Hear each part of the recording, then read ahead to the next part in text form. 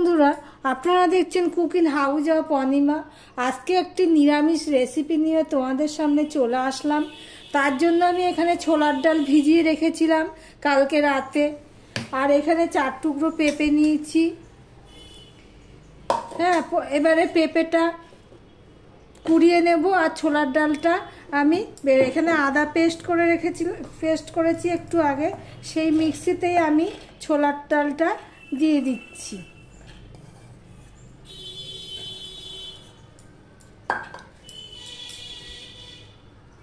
প্রথমে 3টে কাঁচা লঙ্কা দিয়েছি, তারপরে ছোলার ডালটা দিয়ে দিয়েছি। একটু নুন দিয়ে দিলাম আর একটু চিনি দিয়ে দিচ্ছি, আর একটুখানি আদার পেস্ট দিয়ে দেবো। আদার পেস্টটা আজকে খুব পাতলা হয়েছে, একটু আদার পেস্ট দিয়ে দিলাম।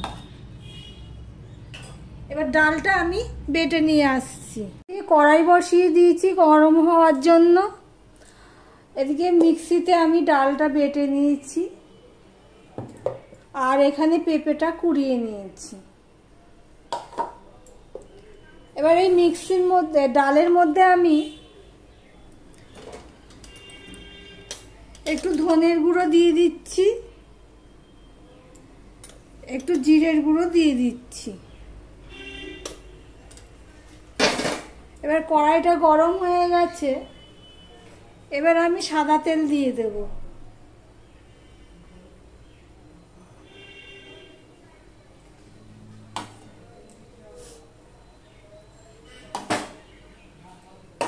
কড়াইটা ভালো করে গরম হতে লাগবে।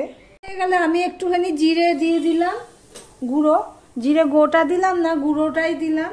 এবার আমি এই পেঁপে কোড়ানোগুলো দিয়ে দিচ্ছি।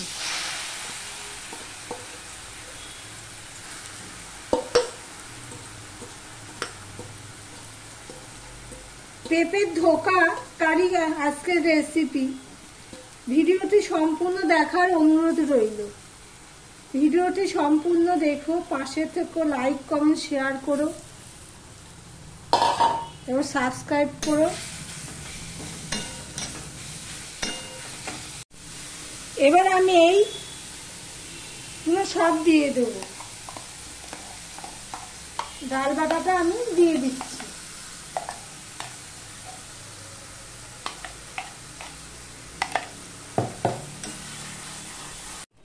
দেখো, নাড়তে নাড়তে এরকম হয়েছে। কড়াই থেকে দেখো পুরো উঠে যাচ্ছে, দেখো পুরো উঠে যাচ্ছে। তার মানে এটা থালায় ঢালার মতন রেডি হয়ে গেছে। পেঁপের উপকারিতা সম্বন্ধে তো নতুন করে কিছু বলার নেই, কম বেশি সবাই জানো। যারা পেঁপে খেতে না চায় তাদের এইভাবে পেঁপে ধোকা করে খাওয়াতে পারো।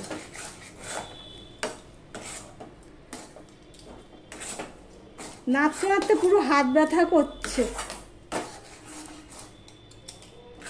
এটা রেডি হয়ে গেছে ধোকা কাটার সময়। তা এবারে আমি একটা থালাতে তেল দিয়ে দিয়েছি, তেলটা মাখিয়ে নেব।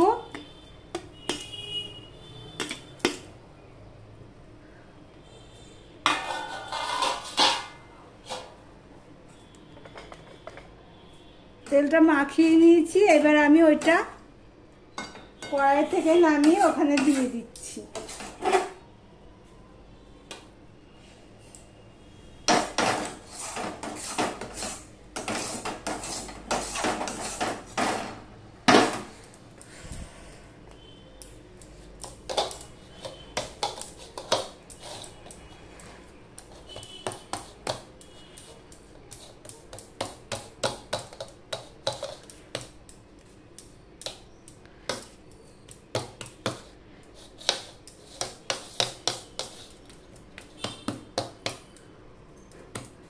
এবার হাতায় দেখুন লেগে রয়েছে খুন্তিতে, সেটাও আমি দিয়ে দিচ্ছি।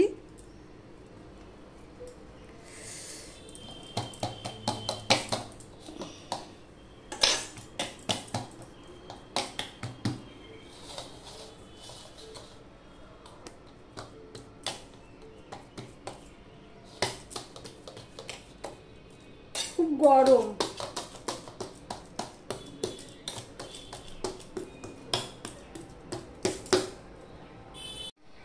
এবার ধোকাগুলো আমি কেটে নেব, দুটো কেটেছি।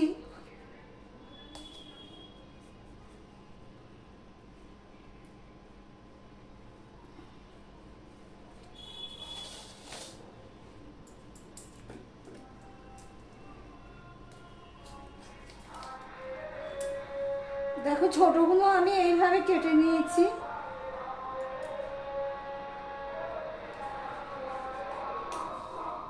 এই দেখো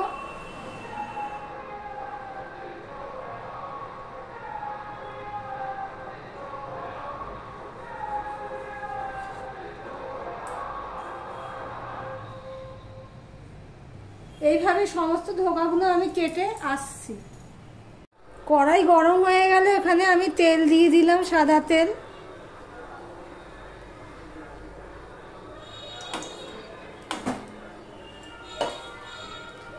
আমি দেখো ধোকার পিসগুলো ঠিক এইভাবে কেটে নিয়েছি। আর সাইডে যে ছোট ছোট টুকরোগুলো আছে ওগুলো আমি রেখে দেবো, সন্ধ্যাবেলা চায়ের সাথে খাবো তখন ভেজে নেব। দেখি তেলটা ঠিকঠাক হয়েছে নাকি, একটা ছোট টুকরো দিয়ে দেখি।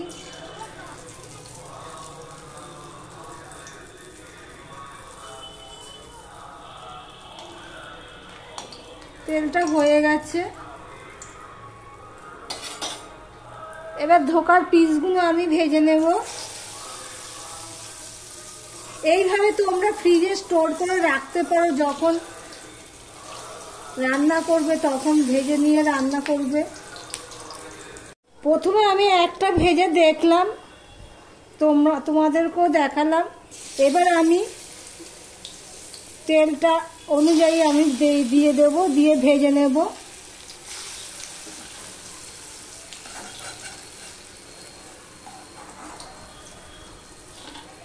আমি এইভাবে ভেজে নিচ্ছি। দেখো এইভাবে সব ধোকাগুলো আমি ভেজে নেব। ভাজার সময় আঁচটা আমি জোর করে দেব না, একদম মিডিয়াম টু লো করে দেব, দিয়ে সমস্ত ধোকাগুলো আমি ভেজে নিয়ে আসছি। এই দেখো আমার ধোকাগুলো সব ভেজে নিয়েছি সমস্ত। আর কিছু সেই ছোটোখাটো সাইড যেগুলো ছিল সেগুলো রেখে দিয়েছি। সন্ধ্যাবেলার টিফিনে স্ন্যাক্স হিসাবে খাওয়া যাবে, মুড়ির সাথে চায়ের সাথে খাওয়া যাবে। যখন খাবো তখন আমি এটা ভেজে নেব। এখানে আমার তেলটা হয়ে গেলে আমি একটা শুকনো লঙ্কা ভেঙে দিয়ে দিলাম, একটা তেজপাতা দিয়ে দিলাম, আর একটু জিরে, এগুলো আমি দিয়ে দিলাম।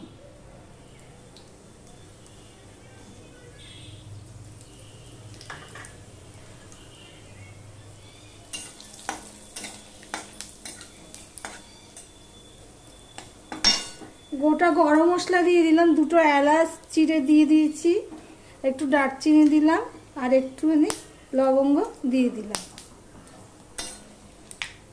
গন্ধ বেরিয়ে গেছে।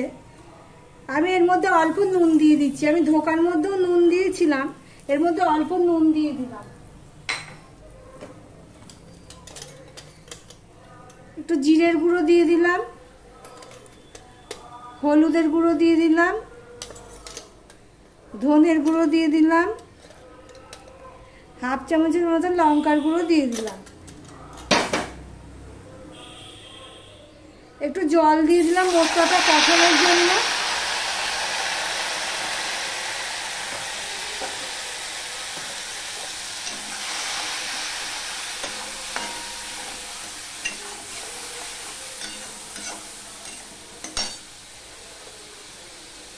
আদা দেওয়া হয়নি, একটু আদা দিয়ে দিলাম।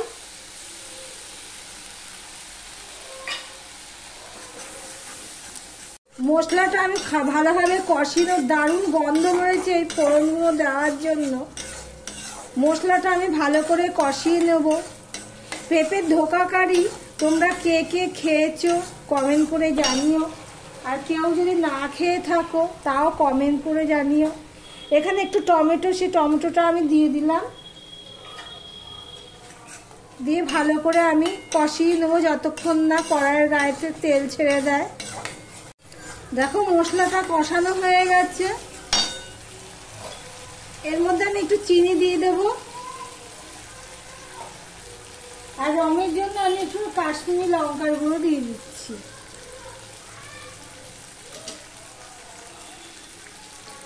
অনেকদিন ধরে ধোকা করবো ভাবি, কিন্তু ধোকা করা হয় না, তাই ভাবলাম যে পেঁপে দিয়ে ধোকা করে দেখি, তোমাদেরকে সেটা শেয়ার করব।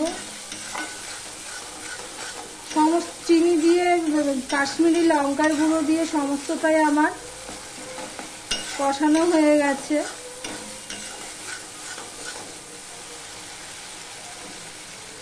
খুব সুন্দর একটা মশলার গন্ধ বেরিয়ে গেছে, দেখো তেল ছেড়ে দিয়েছে। এবার আমি এখানে পরিমাণ মতন জল দিয়ে দিচ্ছি।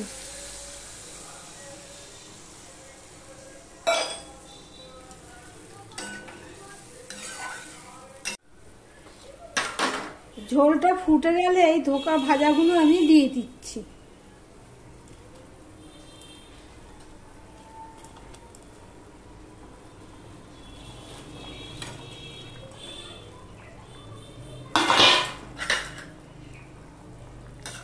ঝোলটা শুকিয়ে যাবে, কেন বড়ায় তেল টেনে নেবে, ঝোল টেনে নেবে, আর বড়া থেকে তেল ছাড়বে। আমি ধোকার বড়াগুলো দিয়ে 2 মিনিটের মতো ফুটিয়ে নিয়েছি। এবার আমি একটু ঘি দিয়ে দেবো 1 চামচের মতো, আর একটু গরম মশলা দিয়ে দিলাম।